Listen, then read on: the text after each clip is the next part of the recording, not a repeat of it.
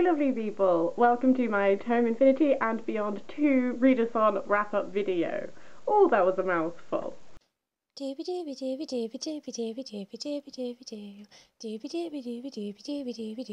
Sophie vlogs. I spent the entirety of January reading and celebrating sci-fi as part of Tome Infinity's Readathon. I will include links down below to Meg and all the other people who've been hosting this. It's been really great. I've never just dedicated a whole month to a genre before, and it's been super duper fun. I set myself to read 14 books for this. I read 13 and I changed some of them around, but on the whole it's been really great, and I managed to complete the whole readathon. I set myself loads of books for the first round, and then they took out a bunch of prompts from the rest of them. I'm just going to go for it. I have some notes on my phone because this is the second time I'm filming this video because I had technical difficulties which we won't go into, but it's been a faff. So it's now been a little while and I need to prompt my memories.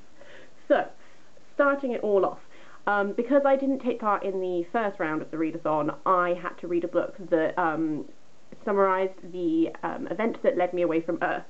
So I went for H.G. Wells's War of the Worlds, which was a really interesting reading experience. I've never read such old science fiction before, unless you count things like Frankenstein and stuff as like the foundations of sci-fi. So it was really interesting. I found the plot a little bit like, I don't mean this to sound bad, a little bit rambling, a little bit anticlimactic, but sort of like deliberately so, because you're getting this sort of man on the ground view of this gigantic earth-changing catastrophe sort of experience. So it was interesting to read it through this sort of like Joe Blogg sort of viewpoint, and especially for the time it's written in, like this innovation of ideas, just to be able to be like, oh, you know what, alien invasion, that was really cool. And finally, I think as well, when you take into account the time it was written in, this sort of like theme of colonialism that ran through it, because there are many observations given where it's looking at how like, oh, but we as English people have previously gone to other countries and treated the people who live there like these aliens are treating us, and like this sort of awareness of that. After that, I had to pick a planet that I wanted to settle on, and I went for Mercury, which is the smallest planet, a book under 250 pages. And I read Stanislaw Lem's The Three Electroknights, which is a collection of 4 short stories, which I got given for Christmas. This was really interesting. This was almost quite folklore-ish in its science fiction. I wrote down my notes immediately after reading it. I felt that the story of the Three Electroknights has the repetition of 3 attempting to fulfill a quest, which is very folkloric, like one person tries something and fails, another person tries something and fails, you know, and then the third person succeeds. And then the White Death had something which I kind of feel like is present in some folklore. It was like this inevitability of death. You know, you have folklores where people try and outwit death and they never can because death is inevitable, and that was sort of present there.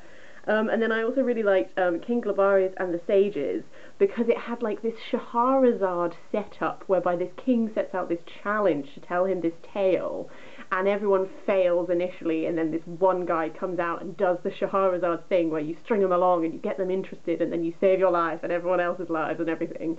So that has made me interested to see what Stanislaw Lem's like full-length novels would be like, because that was obviously a very like short little snippet look at him, and now I want to go and like explore him a bit more as like a writer in his own like big glory. And then I started off onto my prompts. So my first book was Station 11, which I chose for a variety of prompts, like medicine, like shelter, stuff like this. Everyone's been going on about this book for ages, and I really enjoyed it, and I knew I was going to really enjoy it. It was this interesting look at, in the aftermath, not even the aftermath, when a disaster is playing out, how do different humans respond to it? What do you cling on to? What do you try and keep with you in this aftermath phase? What is it that you value?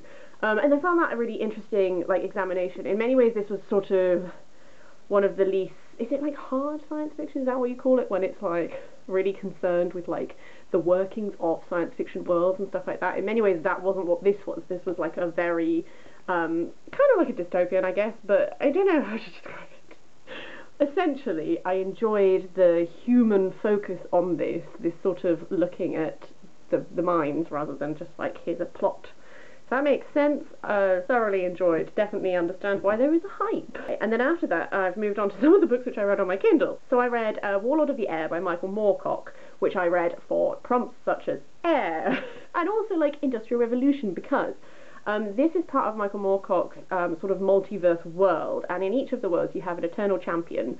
In this one it's Oswald Bastable, and the Eternal Champion's role is to retain balance between the orders of law and chaos. And in this world, it's really interesting. It's written in the 70s, but it's harkening back to this H.G. Wells style, and as a result it has some similar themes in it, which I will go into in a minute. But the basic setup is that Michael Moorcock found these diaries from, or like these letters or something, from his great-grandfather who met Oswald Bastable, and Oswald Bastable told him this tale about how he travelled through time to the future, and then he'd been flung back to his own time, and he tells him his adventures in the future. And it's like this alternate future whereby the British Empire never crumbles or anything, India doesn't gain independence, all of these things. It's one of the first steampunk novels that was sort of written, because it's got all of these air, like zeppelins and stuff are a whole thing, which we take for granted as being part of steampunk, but this was one of the first ones where that was really like a thing happening. I wrote some thoughts. So, again, this theme of colonialism. Our narrator originates from an earlier time, but in this reality the empire never fell, so English colonialism is still rampant. Interesting to contrast the narrative perspective, which is pro-empire and views the British as a civilising influence, aka Oswald Bastable, and then other characters' opinions. So through his journeys he meets socialist revolutionaries, he meets communist revolutionaries, and then also their viewpoints challenge him, and he changes his views as it goes on. But as well as that, there's this paralleling of this world with things that happened in our world. So, for example, a lot of the stuff to do with the way that India as a society functions is very similar to how South Africa during the apartheid functioned. I've just read Nelson Mandela's Long Walk to Freedom, and a lot of the things that he is talking about, and in that, are things which are happening in this India. So, like, again, that seems a very interesting way to sort of parallel that world with ours. So as a reader you're reading this and you're like, oh wait, this rings a bell. So yeah, that was interesting. I think the one thing is that Michael Moorcock has loads of these really cool ideas. I'm not saying the plot was lacking or the characterization was lacking. I'm just saying we're sort of like, I could have wanted a little bit more oomph, I feel, but maybe that's going to come in later books in the series. I know that this is part of a series, so maybe it's really going to like kick into it, and this was just like setting the world up. But I am really interested to see where this goes next. For the prompt of fire and a bunch of other prompts, I chose Fahrenheit 451 by Ray Bradbury, which I also read on my Kindle. Essentially, this was very short. I didn't realise how short a novel it was. I think, like, I feel like Fahrenheit 451 has been like talked about a lot in the world, but this continual look at dystopia and science fiction and how do books play into this. So these times when we're late 1984, like Brave New World and Fahrenheit 451, there are all these things where it's this controlling society, and a lot of it comes back to how do you deal with this topic of books and knowledge. And in this one, very similar to how you deal with Brave New World, it's this, well, I don't know, I was going to say it sort of combines the two, because in 1984 books are banned, and this kind of happens in this, hence the firefighters. But then also in Brave New World they make it so that the books exist but no one wants to read them, and in many ways that's also present in this condensing of knowledge into, oh, you don't need to read a book, because there's a service at the moment which I saw advertised on the TV, which is like books but like condensed down to like a few sentences or something, and I was like, oh hi, I literally just read about this. That's what they did. They condensed everything down into little TV snippets so that no one wants to read it, and that was a moment. So yes, and again there's this interaction with like consumerism, stuff like this, the dangers of consumerism. So like, I don't feel like I need to go into much more depth on that one because I feel like so many people have over time. But I was really interested to read that, and I feel like it's going to sit with me a little bit, and I've got some pondering to do. After that is the book which I enjoyed the least. I chose it for water. That's 20,000 Leagues Under the Sea by Jules Verne. This I had the same reaction to as when I read Moby Dick. At its core, there's a really cool story about like a sea captain driven by vengeance against the world / in Moby Dick's case, a whale. But there's just too much extra. So like in this, the guy is like a taxonomist, and good lord, I know about every single fish he saw on his journey. We're describing all the fish. We're sorting them into the different taxonomies. The man cannot pass a fish without telling you about the fish. And it was too much. It was too much. And also, I didn't realise a lot of the Captain Nemo backstory comes in a different book. So I kept reading it because I was like, maybe they'll tell me about what is driving Captain Nemo, because I want to know. But they didn't. And also Captain Nemo didn't really do a lot. It was just sort of like really grumpy, left some people to die, carried on, and I wanted him, if anything, I wanted him to be more. I wanted him to be a bit extra than what he was. I wanted this like vengeance, and instead it was just like apathy. So yeah, I will say I do have respect for like these ideas that are happening, the innovativeness for the time, stuff like that. I can see why people would like this. It just didn't work for me. After that was an utterly delightful read, which I chose deliberately because I was like, good lord, I need something fun. A Closed and Comet Orbit by Becky Chambers. Oh, I love this series. The Wayfarer series is like this type of science fiction which I really love, which I feel like Farscape is which is one of my favourite TV shows, did a lot of, which is like this character-driven sci-fi, where it's like, maybe we don't have the biggest plot going on in this one from like a journeying from A to B kind of perspective, but we are so driven by these characters, and through these characters' growth, we get to experience this interesting and unique world that she's built for us. So this is the second book in the series, so I don't want to go into too much plot detail for fear of spoilers. Our main character, Sidra, due to some events that happened in the first book, is having to do a lot of relearning of things, which is why I picked this for education, amongst other things. Her journey is being paralleled with the journey of Pepper, who is sort of like a little engineer who is looking after her, and we're finding out more about Pepper's backstory. And the delightful thing, as you go forward, is you really understand why these stories are being paralleled.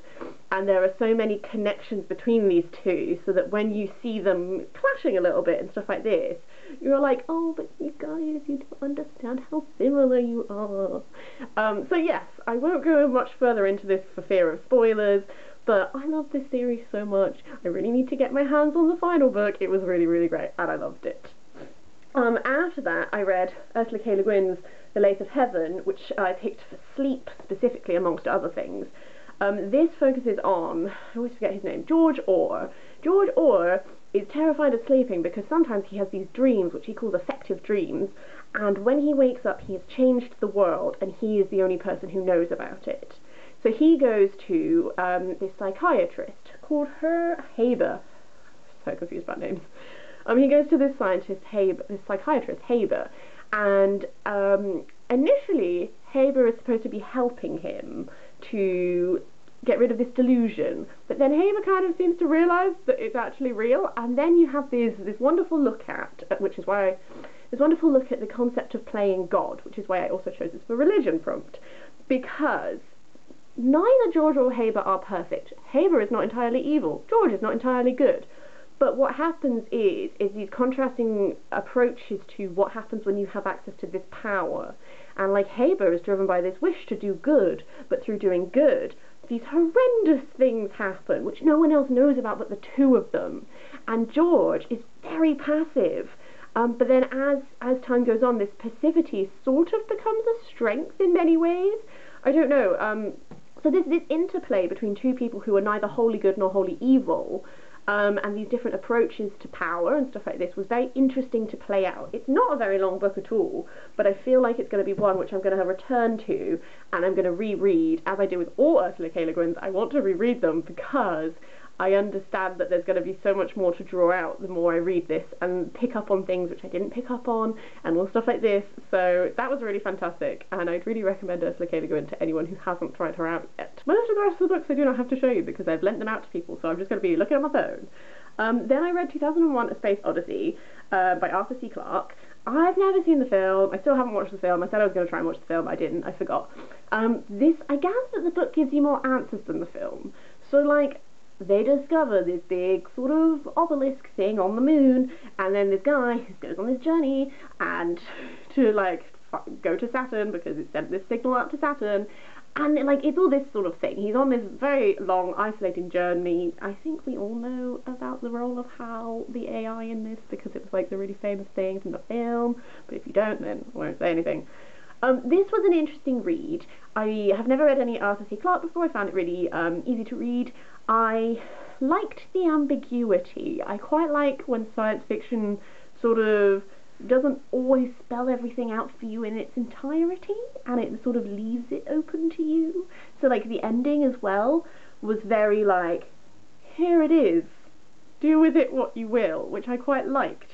I know there are other books in the series. I don't know if I actually feel compelled to read them, because I'm quite happy sort of like with where it ended. If you've read the rest of the series, do let me know if it's worth it. If it's not, I'd love to hear.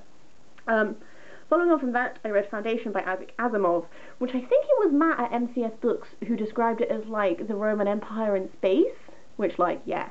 I liked that.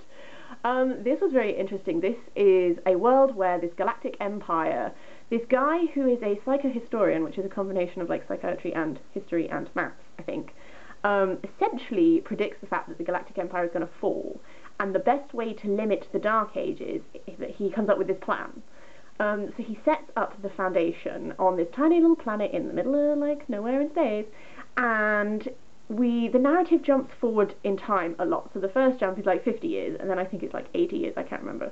But there's always these jumps forward in time, and we're looking at these things called Selden crises, because the psychohistorian is called Harry Selden. He sort of predicted these points at which there would become a crisis, and how the people as a whole respond to them will affect this whole, like, galaxy recovering from this decline thing. So, rather than this being, like Becky Chambers is, like, a character-driven narrative, this one's sort of the opposite, because sometimes it's hard. I couldn't tell you the name of most of the characters in this, because you're not really here for them as characters and as beings. It's more that they're the vehicle that shows you where the society has got to, and then how do you go about responding to that. It's concerned with, like, the actions of masses rather than, like, the actions of individuals in many ways. So, and that was a really interesting concept. I've never really read a book like that before. I can see how for some people that would make it hard to connect to, but I found it really interesting. So I'm really interested to continue the series. I want to see, like, where it goes next, how we continue with this. Again, this is the first Isaac Asimov I've ever read. I've been trying to, like, tick off some big name authors during this reading challenge. I definitely want to continue with the Foundation series. I didn't realise that I, Robot was part of this, because I've seen the film of that. So now I'm like, do I start from I, Robot and then work my way through chronologically, or do you go in, like, publication order? I don't know. Any opinions, do let me know. After that I read a graphic novel, which is Nikolai Dante, Sympathy for the Devil. I'm not going to lie to you, I picked this because I couldn't think of a book that would fill the prompt of dance, and they're dancing on the front cover.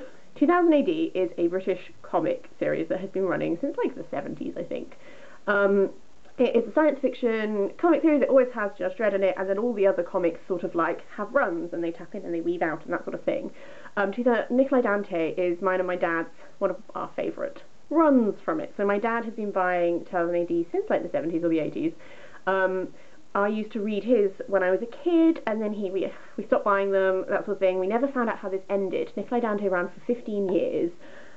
He starts off as, it's this alternative Russia, whereby the Romanovs are still alive and they're in conflict with the Tsar and his family. And Nikolai Dante is the bastard son of one of the Romanovs and this pirate queen, Katerina Dante.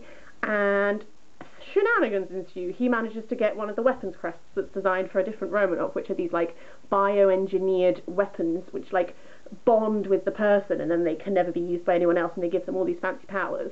And sort of as the series goes on, it starts off and he's just like a gambling, a womanizing rogue type thing. And then by the point where we're at now, he's like the leader of a revolution. And essentially, this finished in, like, 2012. I've never known how it ended. I finally know how it ended. Shit went down. People I love are now dead. People I love are now emotionally compromised in many ways. I liked the first run of this a lot, which is when all of the big oomphy stuff went down. The end run ends on this very ambiguous ending, which I'm still emotionally processing, and if you have read it, please let me know your thoughts, because I know there's some mixed feelings, and I don't know how I feel, but I know now, and I can stop desperately trying to avoid spoilers all the time, which is good. Okay, my penultimate book is The Mortal Word by Genevieve Cogman, which is part of the Invisible Library series. I love the Invisible Library series. I've talked about it a number of times. I did a whole video about is the library an eternal champion figure, which I will link below. So you know, when I was talking about that Michael Moorcock book and these Law and Chaos and this little figure to like keep them all together. The library is this interdimensional sort of place. And librarians are agents of the library, and they go into the various worlds that exist and they find extremely rare versions of books that only exist in those realities, and they bring them back to the library, and by bringing them back to the library it stabilizes sort of reality in many ways. And then there are Fae, who are agents of chaos, and there are dragons, who are agents of law. That's like your setup. What these books do, which I really like, is that each book has sort of like a topic and a theme. So this one is, we're in a reality that is Paris, that is very Art Deco, that is that sort of time, but there are changes that make it different from how we've experienced it. The sort of micro story of this is it's a murder mystery this time, and Irene, our main character, along with Vale, who is this very Sherlock Holmesian figure from another reality, are trying to investigate this murder. The macro story of it is that as the series have gone on, we've sort of explored the Fae and the dragons. So the Fae initially were like super bad chaos people, but now in this one we've found some Fae who are pretty good. And then initially it seemed like the dragons might be alright, but then in previous books, especially the one before this, we've been exploring how too much law is just as bad as too much chaos. And so this one there's a very delicate political arrangement between these, and the library is supposed to be this neutral force, but this murder mystery throws everything into chaos, if you will, and also the neutrality of the library is called into question, and Irene understands the importance of that not being so. So it's like this fun murder mystery, but also with deep political ramifications if everything goes wrong. And I really like that. I really like the way that this series started off as just like, here's a wacky steampunk adventure with like laser crocodile things, alligators, I don't remember what they were called, and then we're now like, we're getting some more complex politics. So yes, I think this series is really, really fun. I'd really recommend checking it out if you haven't already, and that sounds like your cup of tea. The final book, good lord, this is a long one, I'm sorry. I'm not sorry, it's been a great month. The final one is it's one that my work colleague lent me, and it kind of, I just was like, hey, I'm just going to cap off my sci-fi, I've done so much, I've probably fulfilled the challenge, let's just read one for fun. So that is Roadside Picnic by Arkady and Boris Strugatsky. This was written during Soviet-era Russia. It wasn't published, it had a lot of difficulties getting published. Essentially, this is this world where some aliens sort of visited and left quite quickly. They didn't interact with the human population, but there are now these things called zones, and in the zone everything's a bit weird, and there's lots of these remnants of alien technologies, and it's really valuable for humans to get them, but it's very, very dangerous to go into the zone because there are just pockets where like reality is warped and stuff like this. Our main character, Red, is what they call a stalker. He illegally goes into the zone to get equipment and stuff, and he sells it on and stuff like that. This encompasses quite a number of years, and it explores Red and his reality existing. This is another one of those books which doesn't really give you all the answers, which I quite liked. The title comes from the fact that like this character is interacting with another character, and one of them's like a big scientist, and the guy is like, what do you think the zone is? Because people still don't understand. They don't understand what any of these things are. They're able to use them for their own gain, but they don't know if they're using them to the right capacity. And the guy is just like, I think the aliens had a roadside picnic. Can you imagine what a picnic would be like a human picnic would be like from the perspective of all the bugs? Like, these monstrous beings, they come, they go again, they leave all this stuff behind, and then the bugs are just like, what do we do with this? And that's what the humans are like with all this technology and all this stuff. And this unknowingness, this sort of like an assumption of intelligence on the part of the reader that, like, you'll take what you want from it and you'll draw your own conclusions. You don't need to be given answers because you'll come up with them yourself. I found it very interesting. Yes. Right. That's it. Those are all the science fiction books I read in January. It's been a cracking reading month. I've really enjoyed exploring the genre. I feel like I really like science fiction, but I have read so many... I haven't read as much. I've, like, watched more sci-fi than I think I've read, and now it makes me want to, like, read all of the science fiction. If you have any recommendations, please let me know. I'd love to hear your thoughts on any of these books that I read, any books that you read if you did Tome Infinity, and also just science fiction in general, how thoughts, yes. I'm gonna stop now. I will see you next week for something different.